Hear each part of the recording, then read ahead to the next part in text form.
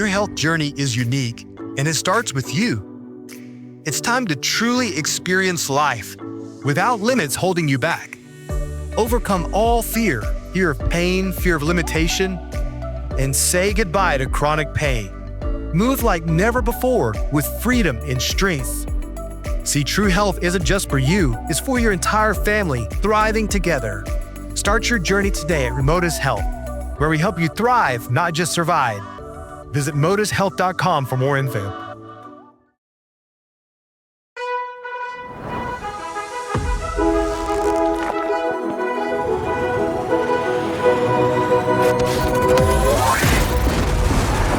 This is the Jake for the State podcast, and this is the call for every red-blooded, God-fearing, liberty-loving patriot to prepare yourself, take your position, stand your ground, and advance the cause of freedom.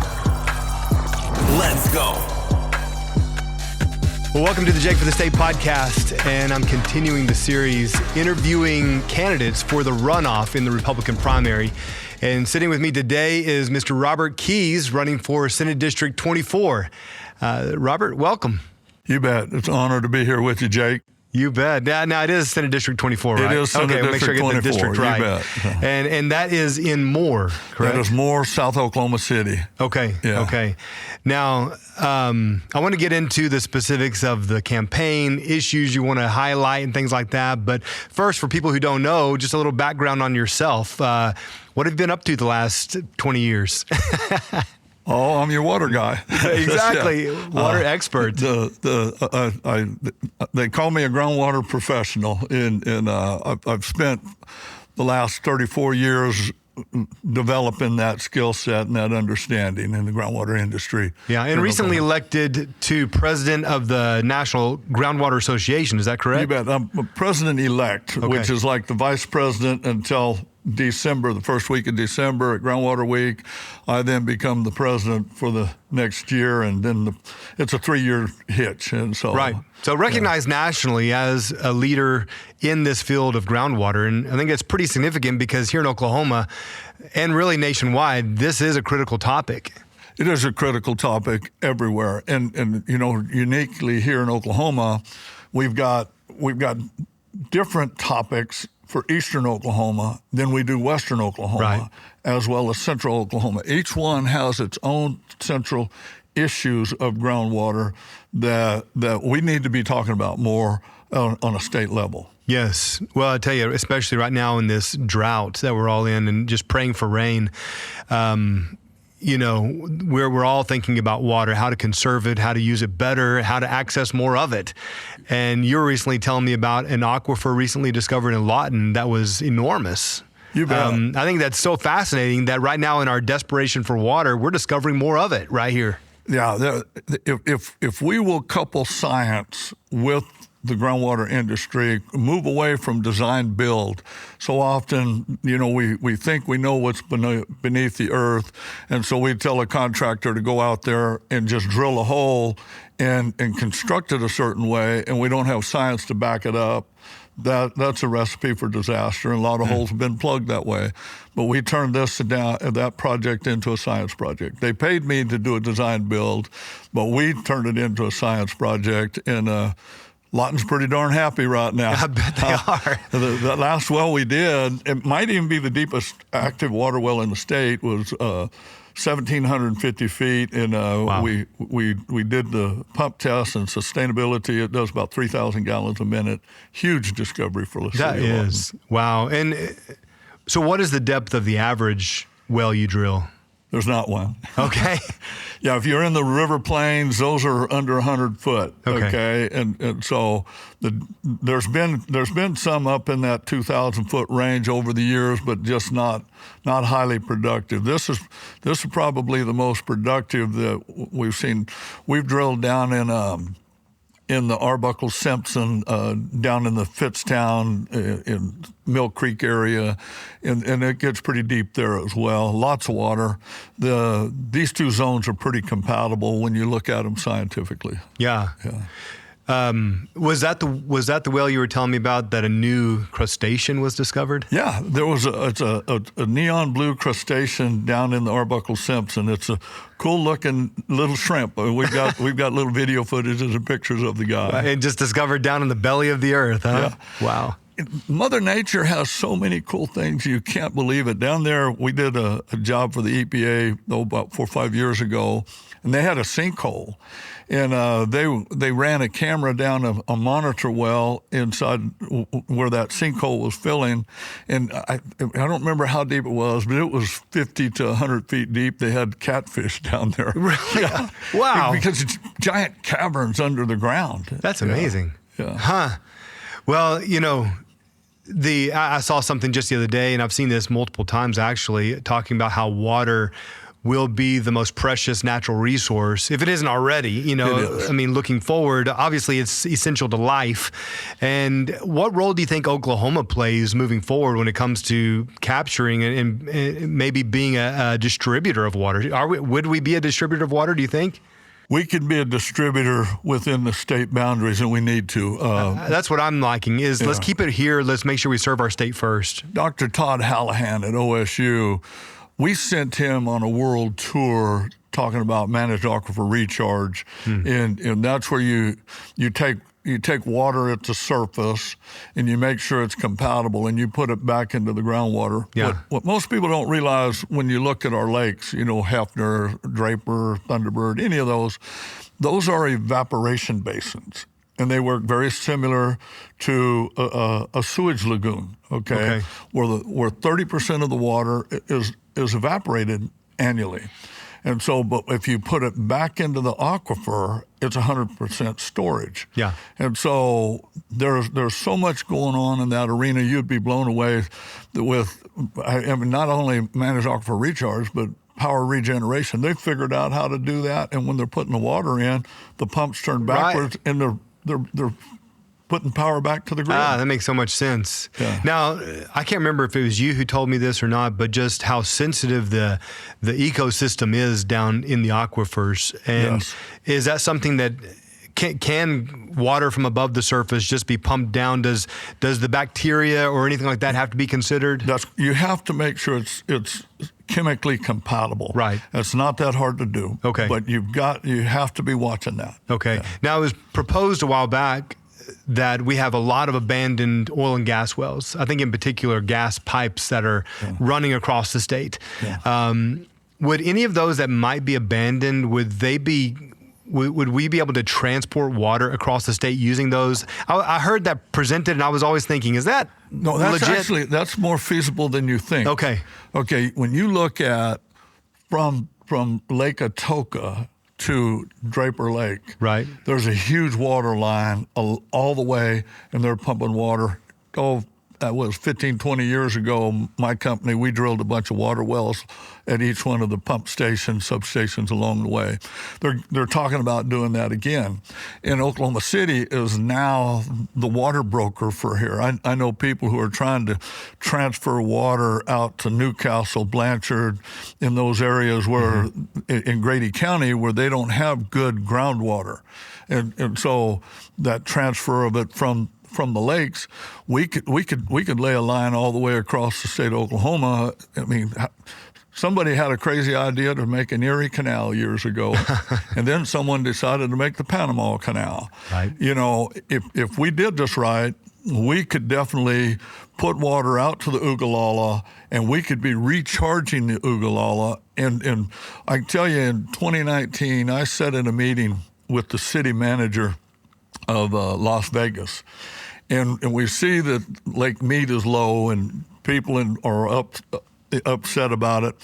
But that's an evaporation basin, and that's a man-made lake. And the greatest thing about it is the power generation that comes off of it. And they actually got a permit, and I'm not going to quote the number because I'll get it wrong, but it was billions of acre feet of water annually during the winter months, when that water is heading to the ocean, turning into salt water anyway. Right. They are putting that water into their aquifer. And at that time of 2019, their water plan was carrying them to 2050. Now, in Eastern Oregon, farmers went through something similar. They they were no longer able to pump groundwater because they dropped the aquifer so far that they could only use the Columbia River, and it was limited. They got a permit to start taking water out of the Columbia River and injecting it on an 80-20 plan. So whatever they put in, when ag season hit, they got to take 80% of it back. In the last count, they were already 100-something feet, recharged their aquifer permanently. And those were the ones who said, hey, what happens if we run this pump backwards? And they started running the water in. They had changed some controls at the head, but they got what's called power regeneration, and they're putting power back into the grid. I love that. Yeah, just common sense. And, connected to this whole topic of water is the conversation around data centers, which one of the concerns is water usage for data centers. I mean, one's proposed just 3 miles from my house. Yeah. And, it's interesting when it is so close to home, how much more interested you get in these projects. And so the concern out in my part of the country is, once again, water. They have one proposed out of Piedmont. Yeah. And I'm asking Piedmont, they don't really have an abundance of water. So how do you view this as far as water usage for data centers? Well, as you well know, data centers in the word is the flame right now. It's the hot topic. You bet, it is. And so on national, I'll tell you what we did on national. We seen this coming. And so we put some of the brightest minds in the United States, and we put together a task force. And there's close to 100 people throughout the United States on this task force, okay? As president-elect, I'm chairman of government affairs, and then we've got a guy, he's a scientist he's out of Utah, but in the business, and he's our chair. And we put together a set of white papers, what we call the best practices. We know that some states are going to just ban it. No, you're not going to do it. But we wanted to make sure anybody that was looking at doing a data center, that they had the right science. And so we put together the best practices of how to do a data center. Okay. And quite frankly, here in Oklahoma, we have some opportunities. It's pretty unique. And about 10 years ago, 12 years ago, the Water Resources Board, where I'm the chairman of the Oklahoma Water Resources, the Contractors Advisory Council. Okay. We're part of writing the law, moving the law, going pounding the doors with the legislature over there. But we were able to get a bill passed. It was called the Marginal Water Act. And that took what it was impacted or contaminated water that is naturally occurring and untreatable between what's 5,000 and 10,000 parts per million. And we made it to where they could this is not contaminated by humans, right? This is just naturally contaminated. It's naturally contaminated. Now, is this stuff like arsenic that is leached out of the minerals and into the water? I've heard things like that. Those kind of things. Okay. It's TDS, total dissolved solids. Okay. So usually it's a high salt content. Okay. Natural occurring. And so we got it to where they can drill those kind of wells and use those kind of wells for fracking and quit using good treatable water. Absolutely. And so you can use those kind of waters for that. And they have all different kinds of... Is there an abundance of that water enough to help fuel this, all of our oil and gas industry here in the state for fracking and things like that? It's not a total standalone, but it's making a big dent. It's making a huge dent in that arena. Yeah. And so those kind of things, when you build your scope of work around the best use of groundwater, you need to make sure that you've got the right resources there to do it. They're actually developing some things right now that they're going to move away from groundwater in certain cases for the cooling tower. But there's a whole lot of science in that. And so, I'm always going to stick on the side of science. Let's put these scientists together and let's put the team together. And ultimately, I want you to think about the task force in a different way. It's not just a bunch of scientists sitting there. It's contractors sitting there, the guys that drill it, the manufacturers who make supplies and manufacture things. When you put all the pieces of the puzzle of the industry in the room and you start putting them together to come up with a solution, you'll find real solutions. But if you leave it just to the contractor, or you just leave it to the manufacturer or the scientist, you have a bunch of train wrecks. And that's similar to what's going on at the Capitol. Oh, for sure. Okay. Yeah. We're not bringing our subject matter experts in to help us get right decisions. We're sitting there in a state of going, well, I'm elected and this is the way I want to go, without being properly informed. Yeah.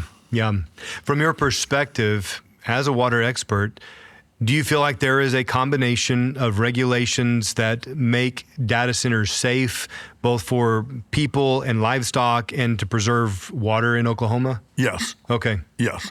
And that's the object that we on national are looking at. Now, that doesn't mean a data center is going to be good everywhere. Right. That was my next question. It may fit one. It has to fit to the resources there, unless you're going to be transporting resources to it. But to put it out in an area where they're already struggling with the resources needed, and you're going to try to tap and use those, and these other type of waters aren't available, I don't support that. Now, one of the arguments was it's in their best interest as a company to locate a place that has an abundance of water, because they need it for their survival of their data center to make it operate. And so for some, that's an assumption that if they have located a place, then there should be an abundance of water. I'm not sure I trust that completely. I mean, they need some checks and balances, I would imagine, but I'm sure they have done a certain measure of due diligence to make sure there is enough water for their operations. All you have to do is make part of your permitting process that you do a groundwater investigation, and you have a third-party review on that you make sure that those resources are there and accurate. And how the type of it, are they doing a closed loop? Are they recycling what they're doing? It has to match. And that's what the white papers are that we presented to Congress in March. And we're actually going to do a bigger presentation this December as well. Now, as a businessman, looking at the way we do business here in Oklahoma, are there things that you would change if you were elected as a senator? The things that you would look at to make doing business easier here in Oklahoma, to make it more business friendly? Well, in the business friendly side, I'm going to go from my experience on the contracting side. Okay, is we sometimes make it so difficult for the small business owner to get in to start growing. He's low on the totem pole on the food chain, right? And then particularly, I think of when I went and started doing federal contracting. The only reason I got into tinkering was at federal contracting. I could do something that nobody else in the state could do. That was it. And so they gave me a shot. I was in my early 30s, and we had huge success.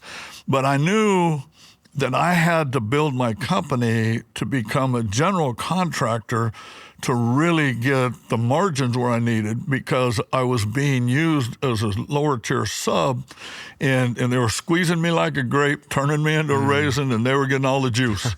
Okay, and unfortunately, most of our contracting is set up that way on these big projects, and literally, what would happen? One, if we said any statewide bids that went out, we gave a state-vetted, locally owned, locally employed employees a 5 or 10% advantage, just like we do with woman-owned or Native American on the 887 advantage side. Over an out-of-state company. Over an out-of-state company. I love that. Yeah, you bet. What would happen? We build our system. At the end of the day, I want you to think about economic growth. Throw away everything that you've heard, and let's just look at it in a different way. What would happen if every dollar that our employees generated to go home to their family, the profits of that company stayed in Oklahoma? When we build things that profits leave Oklahoma, and we move in that aspect, that's a functional problem. I'm going to shift on you just a little bit, and I'm going to get into a really touchy subject in my district. All right. It's OTA. Oh, yeah. That was my next question, so I'm glad you went there. What frustrates me is how we manage it from a business economic sense. Did you know that the highest paying bond in Oklahoma is a turnpike? And do you know it's about 4.5%? Okay, but did you know it's tax-free state and federal income tax?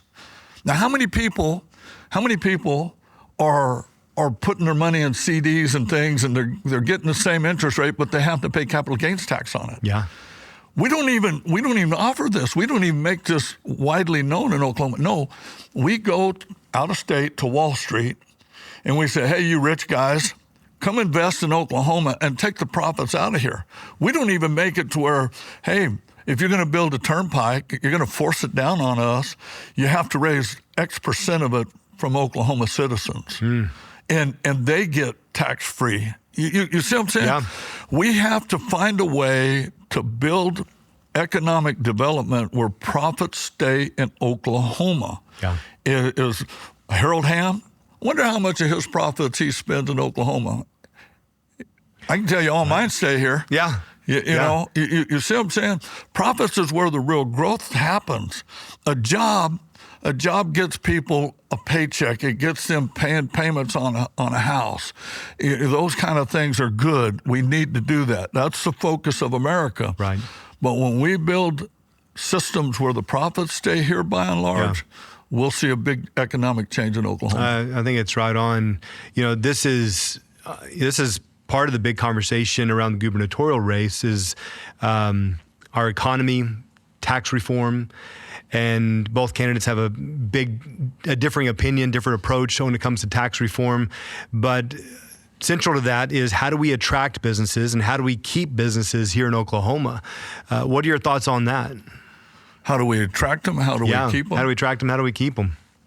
Well, I struggle with how to attract in the aspect the way we've been doing it. Right. Okay. When we jump out there and say, we're going to give $800 billion tax credit for, I struggle with that aspect.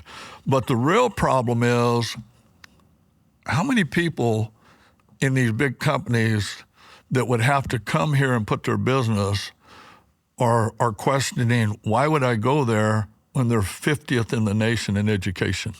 Why would we do that? If I was a successful business looking to come to Oklahoma, I'd have to evaluate, okay, what's broken here in that right there? What's my workforce going to be?